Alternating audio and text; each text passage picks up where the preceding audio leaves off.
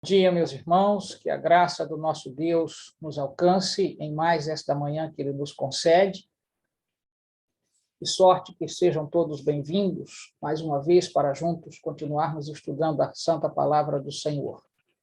Neste momento, eu quero convidar a pessoa que está responsável para nos apresentar diante de Deus em oração e, em seguida, retomarmos o texto de Mateus, capítulo 5, onde estamos estudando as bem-aventuranças. Bom dia a todos. Oremos. Obrigado, Senhor, por mais uma manhã que o Senhor nos concedeu. Obrigado pelo privilégio de estar aqui mais uma manhã para ouvir Tua Santa Palavra. Que o Senhor abençoe o pastor José Cícero, que ele não venha falar de si, mas venha falar do nosso amigo Espírito Santo. Amém. O Espírito Santo de Deus abra nossa mente e nosso coração para entender essas verdades solenes. Que o Senhor abençoe todos aqueles que estão no leito dos hospitais. Que o Senhor possa curar cada um deles com a sua santa mão poderosa. Que o Senhor também possa abençoar todos aqueles moradores de ruas que não têm um pão para comer, mas que o Senhor possa enviar anjos e que nós possamos ser esse anjo na vida dessas pessoas. Amém. Que o Senhor possa abençoar a cada um que está conectado nesta manhã para ouvir Tuas santas verdades. Que o Senhor também possa abençoar também a minha família e a família de todos os irmãos que estão aqui presentes. Que o Senhor abençoe o nosso dia, abençoe a nossa manhã, que nos leve em paz para o nosso trabalho e traga em paz novamente para os nossos lares. Amém, Que o Senhor Senhor. abençoe o pastor José Cícero e a sua família, abençoe Amém. a cada um de nós, nos entregamos em Tuas mãos. Obrigado por tudo, em nome de Jesus. Amém. Amém, Senhor. Amém. Muito bem, meus irmãos, vamos retomar o texto de Mateus, capítulo 5. Uma breve recapitulação do que vimos ontem sobre a primeira bem-aventurança, onde Jesus ali apresenta, portanto, características singulares daqueles que então herdarão o reino dos céus.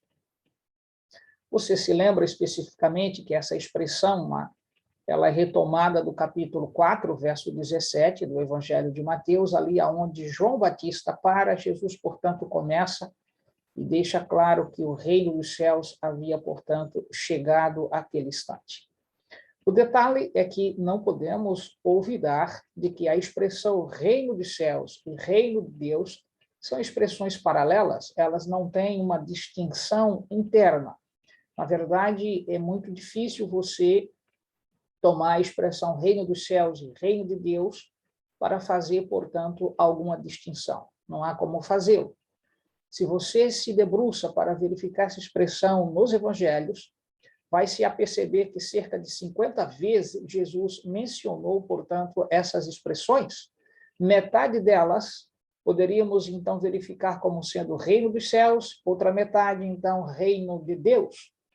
O ponto aqui de destaque, para que compreendamos, nesse particular, Mateus capítulo 5, verso 3, bem-aventurados os humildes de espírito, porque deles é o reino de Deus.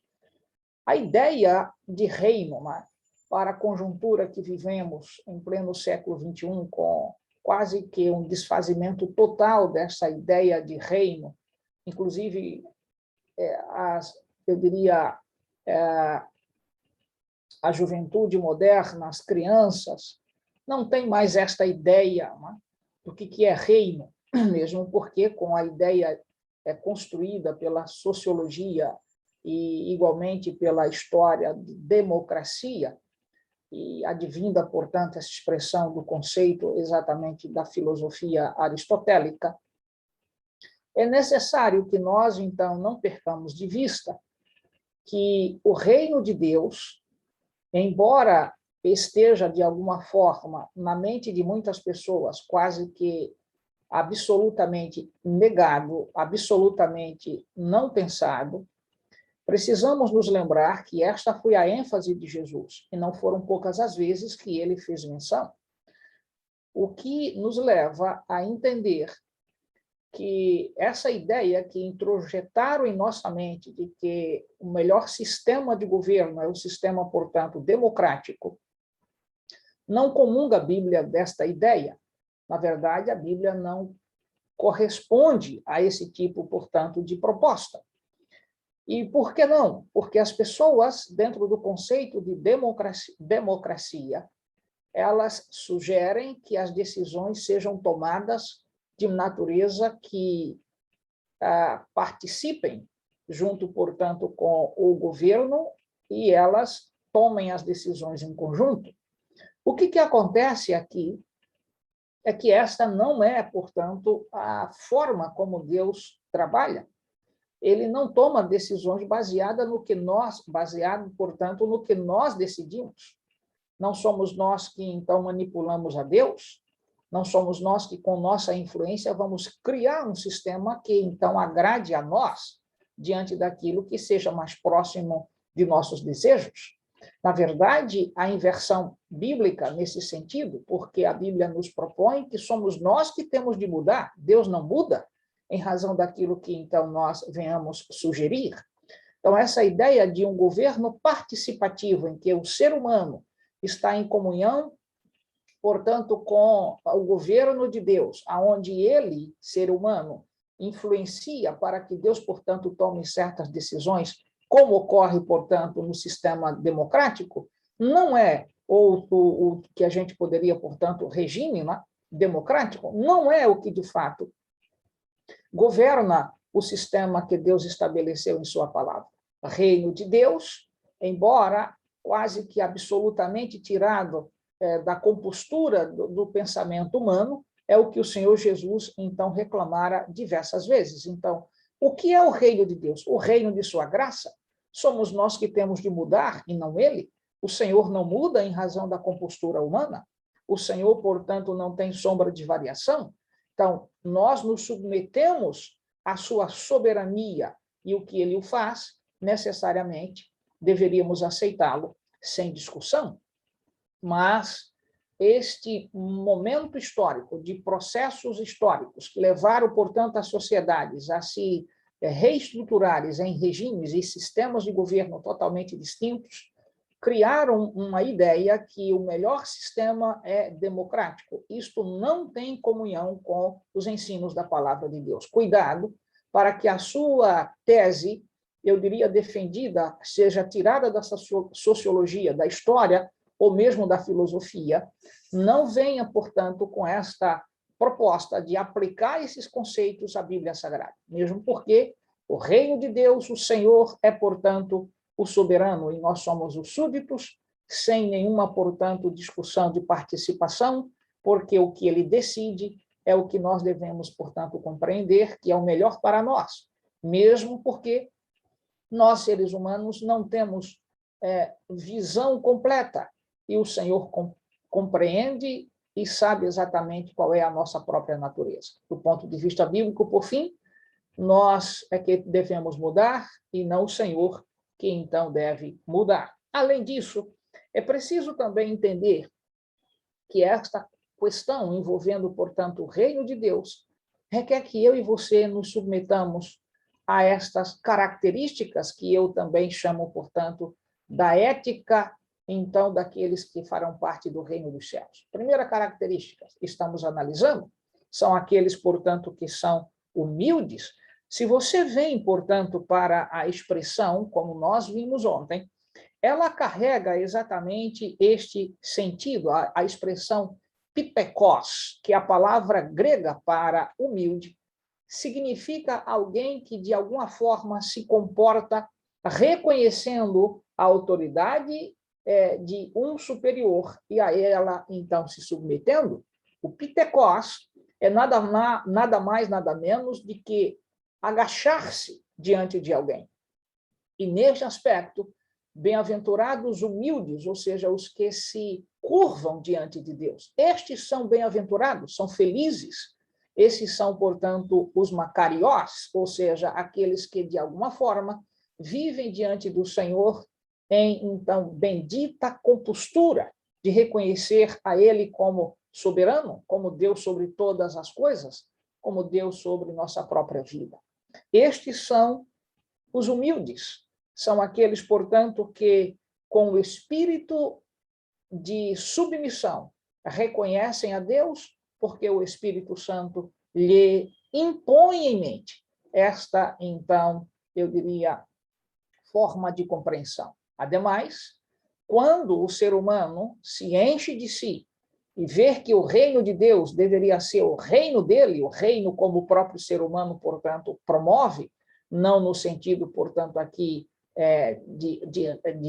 do sistema, portanto, político, de um sistema, portanto, de um regime político, mas o que está sendo dito aqui é: eu e você, meu querido amigo e irmão, somos convidados a entrarmos neste reino, reconhecendo que há um soberano a quem nós, então, nos submetemos. E aí você vai vincular a expressão pitekos, que significa exatamente isto, humilde, que carrega o sentido de agachar-se, submeter-se a. Nós devemos, então, reconhecer que nossa única e exclusiva submissão é o nosso Deus Todo-Poderoso. A Ele nós nos curvamos, diante dele nós nos agachamos, diante dele, então, nós mantemos a nossa vida, a fim de que ele possa conduzi-la. E estes que o fazemos, na verdade, então, tornamos-nos partícipes do seu reino. Que reino? O reino da graça. O reino ao qual, de acordo com Mateus 4,17, Jesus, então, toma do ponto ali final do discurso de João o Batista, ele começa, portanto, o reino da graça. E aí devemos entender, portanto, a ideia de reino, nada de poderio, de exteriorização, portanto, de forças para combater com outros governos, mas uma submissão, o reino de Deus seria implantado em nós, não fora de nós, em nós. E isso implica dizer que a força utilizada para que este reino seja implantado é a humildade, é o reconhecimento de que Deus apela ao meu e ao seu coração, que nos submetamos a Ele, a fim de que, então, tenhamos condições de avançar. Aí, quando olhamos, então, para a segunda bem-aventurança, verso 4, é apresentado aqui um outro detalhe profundíssimo. Observe, bem-aventurados que choram, porque serão consolados. Se do reino de Deus nós a ele nos submetemos, e diante desta condição de reconhecê-lo como soberano, nós temos dificuldades profundas quando nos aproximamos desse reino, deste ambiente distinto, chamado, portanto, a graça de Cristo. Nós nos deparamos com, então, o que a gente chama de algo sublime e santo para alguém que não tem essa condição, que não tem, portanto, estas características de santidade e, então, de submissão. E aí o choro aparece. O detalhe é que a palavra que aqui está no original, ela não carrega o sentido comum de derramar lágrimas, não tem a ver, portanto, com um lamento, não tem a ver, portanto, com um pranto do ponto de vista de alguém que está a sofrer de dor ou, então, de deparar-se com situação adversa. Na verdade, quando você vem, bem-aventurados os que choram, então, penteó, essa expressão penteó, que é o verbo aqui chorar, carrega consigo a seguinte ideia: bem-aventurados aqueles que, na verdade, sentem tristeza pelo pecado. Em outras palavras, quando nós nos aproximamos do reino da graça, do reino de Deus, nós então verificamos que não temos as características nem as condições para permanecermos neste reino, porque o nosso pecado faz separação entre Deus e nós, seres humanos. E diante desta situação, como nós então devemos nos comportar? É este sentimento que então nasce quando vamos para dentro do reino da graça e verificamos que somos pecadores, que estamos alijados, então, da graça de Deus. Quanto mais tentamos nos aproximar, mas os nossos pecados, portanto, emergem, e aí, então, vem esta reação aqui posta como choro, na verdade, significa dizer, em outras palavras, que descobrimos que não podemos ser súditos deste reino, porque os nossos pecados nos separam diante de Deus, diante do seu, então, da sua instituição de governo, o seu reino de graça. E aí vem o detalhe: como podemos nos tornar partícipes deste reino? Bem-aventurados os que choram, o que o Senhor está dizendo, em outras palavras, é: felizes são aqueles que, reconhecendo os seus pecados, não agarram-se às suas próprias experiências, à sua própria força, e por não agarrarem-se às forças que então acham que possuem, eles então se submetem àquele que eu envio para consolá-los. E aí vem a expressão exatamente nesse sentido, porque serão consolados.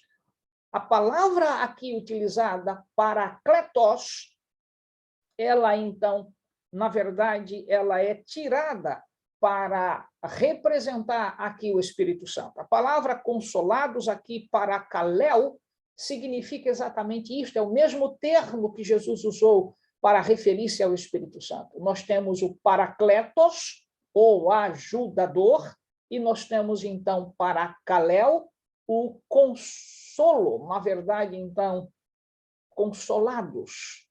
O verbo, então, parakaleo, aqui apresentado, é o substantivo que, então, Jesus usa mais tarde, parakletos, para referir-se ao Espírito Santo.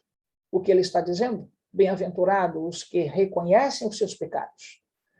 E o Espírito Santo, o Consolador, o Parakletos, vai estar ao lado para ajudar, para consolar de fato, para trazer à mente o sentido de pecado, reconhecimento das falhas, reconhecimento dos problemas, reconhecimento de que não tem poder para fazer parte deste reino, mas Parakletos, o ajudador, o auxiliador, o confortador, o consolador, ele virá, portanto, para nos guiar, para nos fazer lembrar dos nossos pecados. E aí, então, ao fazer-nos lembrar dos pecados, nós somos conduzidos por ele aos pés de Jesus, aonde encontramos, portanto, sua graça, seu perdão, e ali nos erguemos pelo seu poder e pela sua graça. Em outras palavras, nos tornamos partícipes do reino da graça, do reino de Deus, do reino dos céus, porque nós temos um auxiliador, nós temos, então, um ajudador que nos conduz, que nos transforma nesses cidadãos que têm essas características do reino. Isto é o que Jesus aqui está dizendo. Bem-aventurado, portanto, os que choram, porque serão consolados. Bem-aventurados os que reconhecem os seus pecados, porque alcançarão no Espírito Santo esta convicção. E aí, então, poderão permanecer no reino. Que mensagem, meu amigo?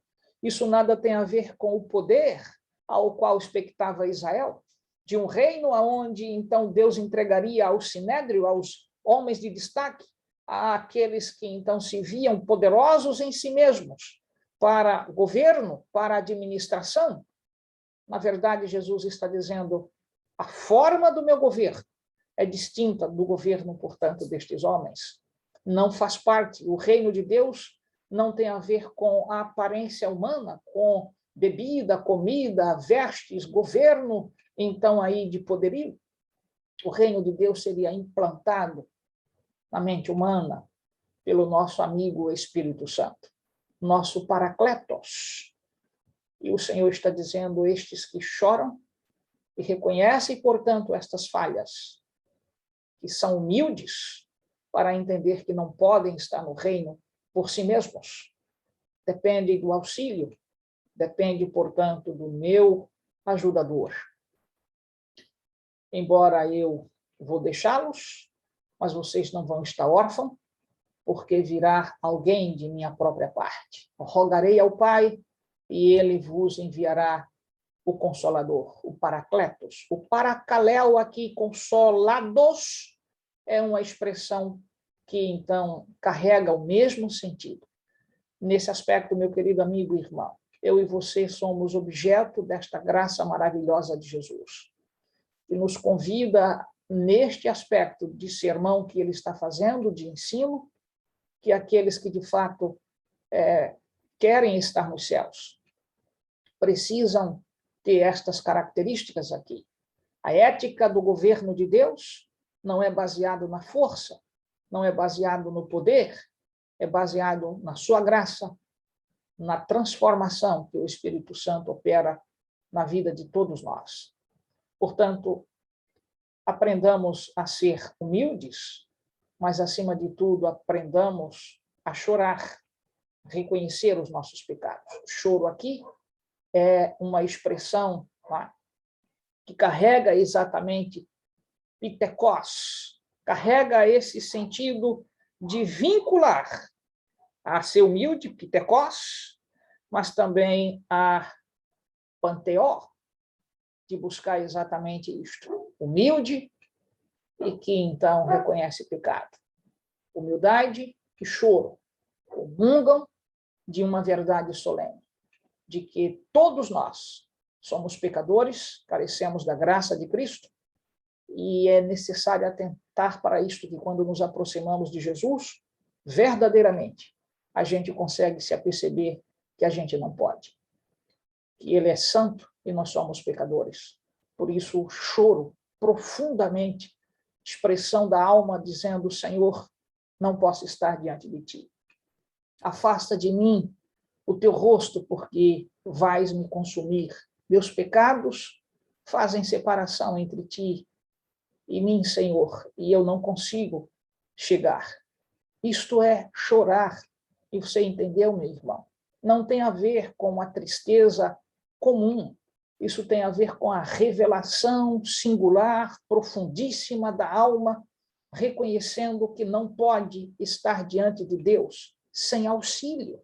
Você não pode, eu não posso, nós não podemos chegar diante de Deus por esforço, por conquista própria.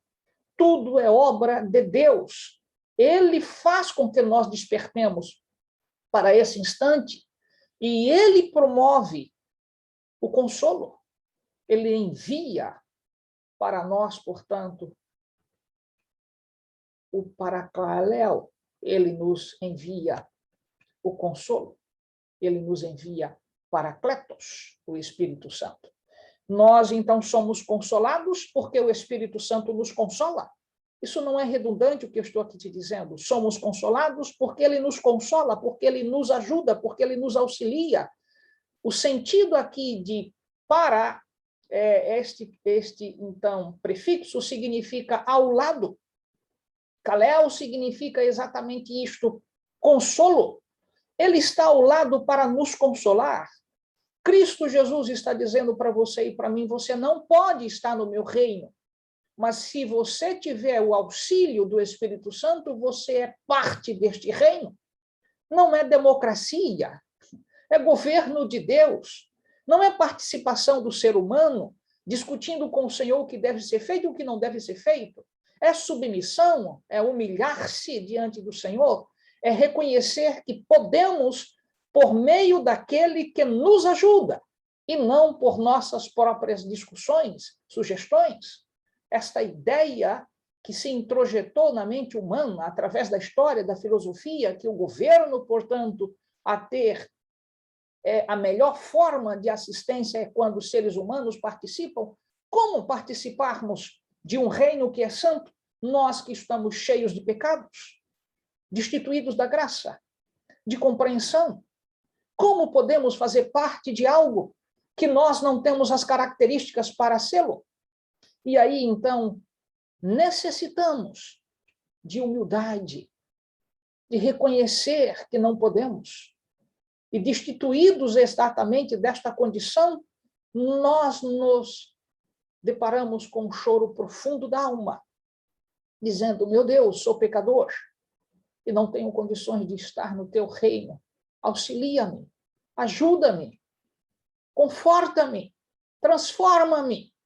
E aí vem o que o Senhor nos apresenta. Os que choram serão consolados. Sabe o que ele está dizendo, por fim? Você que reconhece o pecado, tem seu amigo ao seu lado, o Espírito Santo, que vai te consolar, que vai te transformar, tornar-te em um cidadão que seja, de fato, aquele que o Senhor espera para colocar dentro do seu reino. Isso é diferente, amigo, daquilo que Israel esperava. Isso é diferente do que a democracia promove. O reino da graça chegou até nós por via de Jesus, nos convidando a entrar neste reino pela obra singular do Espírito Santo.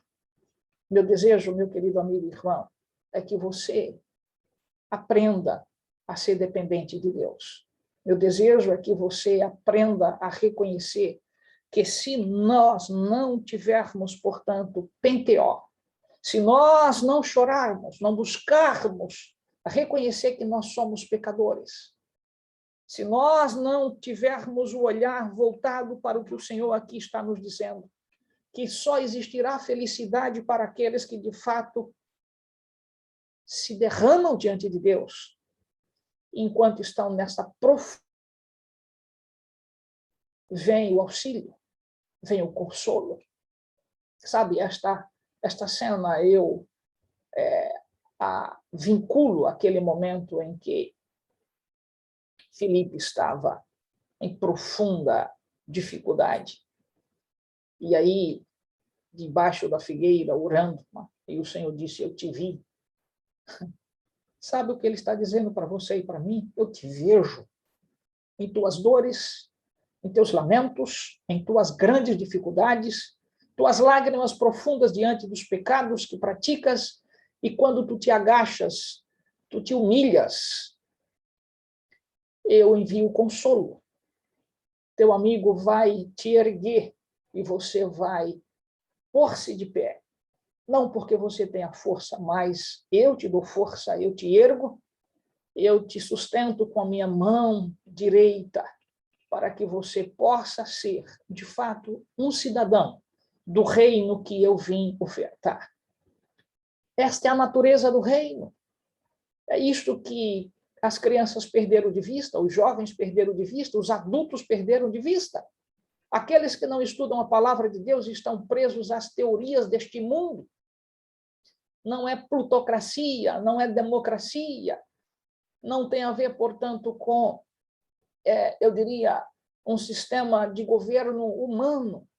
O que o Senhor está dizendo é que o seu reino é implantado pela sua graça, e nós podemos nos tornar participantes se nos submetermos ao amigo Espírito Santo, o nosso Consolador, o nosso Paracletos. Que Deus te dê a bênção, meu amigo e meu irmão, e em teu choro lembrar que sempre haverá consolo, porque o amigo Espírito Santo estará presente. Mas não confunda que aqui não tem a ver a derramar lágrimas por algumas perdas, aqui tem a ver o vazio da alma em reconhecer que não pode, que está destituído da graça, que é pecador, que está perdido. Esse desespero, ninguém fica sem resposta, porque o Consolador vem nos auxiliar, vem para estar ao nosso lado para ajudar. E quem faz esta obra, lembram do Evangelho de João, capítulo, então, 16, quando ele vier, se convenceria do pecado. É ele que faz essa obra.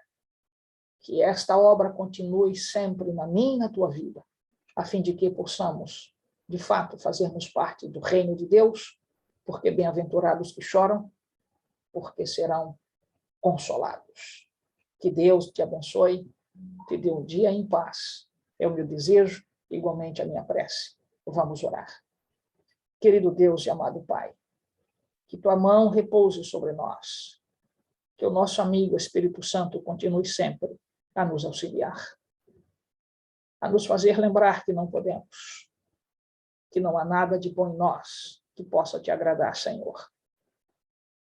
Mas quando nos submetemos humildemente diante de ti,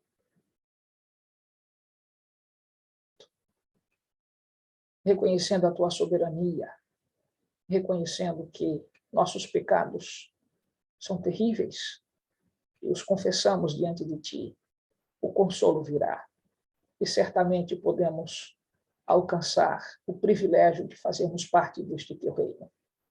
Dá esta garantia, meu Deus, a esses teus filhos que aqui estão e aqueles que virão ainda ouvir esta mensagem, que eles reconheçam que não importam os pecados praticados, uma vez que chorarem por eles, confessando-os, vão encontrar consolo, e tu vais erguê-los para que possam, então, fazerem parte do teu reino. te suplico essas bênçãos e que elas sejam extensivas a todos os que aqui estão e aqueles que se submetem à tua palavra. Em nome de Jesus. Amém.